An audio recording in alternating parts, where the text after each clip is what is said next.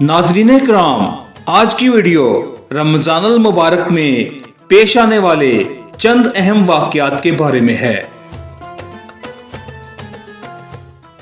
معزز ناظرین، حضرت شیخ سید عبد القادر جیلانی رحمت اللہ تعالی علیہ، جن کا شمار سلسلہ عالیہ قادریہ اطاریہ رضویہ کے 17ویں شیخ طریقت سے ہے، آپ کی ولادت بسعادت یکم رمضان المبارک 471 ہجری کو ہوئی۔ معزز ناظرین، نبی پاک صلی اللہ علیہ وآلہ وسلم کی شہزادی حضرت سیدنا فاطمہ الزہرا رضی اللہ تعالی عنہا کا وصال 3 رمضان المبارک 11 ہجری کو مدینہ منورہ میں ہوا۔ آپ کا نکاح حضرت علی رضی اللہ تعالی عنہ سے ہوا۔ آپ حضرات حسنین کریمین کی والدہ اور جنتی عورتوں کی سردار ہیں۔ ناظرین کرام، حضور پاک صلی اللہ علیہ وآلہ وسلم کی پہلی شریک حیات حضرت سیدنا خدیجہ الکبریٰ رضی اللہ تعالی عنہا کا وصال اعلان نبوت کے 10ویں سال 10 رمضان المبارک کو مکہ المکرمہ میں ہوا اور تدفین جنت المعلیٰ میں ہوئی۔ معزز ناظرین، حضرت سیدنا امام حسن رضی اللہ تعالی عنہ کی ولادت بسعادت 15 رمضان المبارک 3 ہجری کو مدینہ منورہ میں ہوئی۔ آپ حضرت فاطمہ اور حضرت علی رضی اللہ تعالی عنہ کے شہزادے مصطفیٰ جان رحمت صلی اللہ علیہ وآلہ وسلم کے نواسے اور جنتی جوانوں کے سردار ہیں۔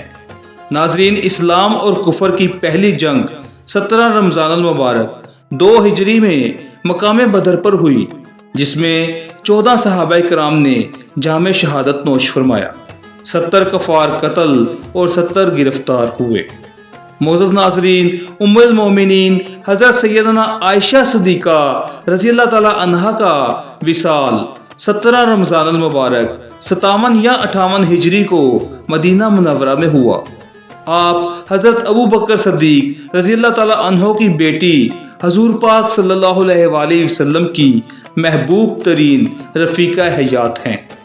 معزز ناظرین، خلیفہ چہارم امیر المومنین حضرت سیدنا علی المرتضیٰ کرم اللہ وجہ الکریم نے 21 رمضان المبارک 40 ہجری کو جام شہادت نوش فرمایا۔ آپ رسول پاک صلی اللہ علیہ وآلہ وسلم کے چچا زاد بھائی اور داماد ہیں، اور آپ ہی نے بچوں میں سب سے پہلے اسلام قبول کیا۔ معزز ناظرین، حضور پاک صلی اللہ علیہ وآلہ وسلم کی شہزادی حضرت سیدنا رقیہ رضی اللہ تعالی عنہا کا وصال رمضان المبارک 2 ہجری میں مدینہ منورہ میں ہوا۔ آپ رضی اللہ تعالی عنہا کا نکاح خلیفہ سوئم حضرت عثمان غنی رضی اللہ تعالی عنہ سے ہوا۔ معزز ناظرین، رمضان المبارک 8 ہجری میں مکہ المکرمہ فتح ہوا۔ مکی اور مدنی آقا صلی اللہ علیہ وآلہ وسلم نے خانہ کعبہ کو بتوں سے پاک فرمایا اور کعبہ شریف کے اندر نماز ادا کی۔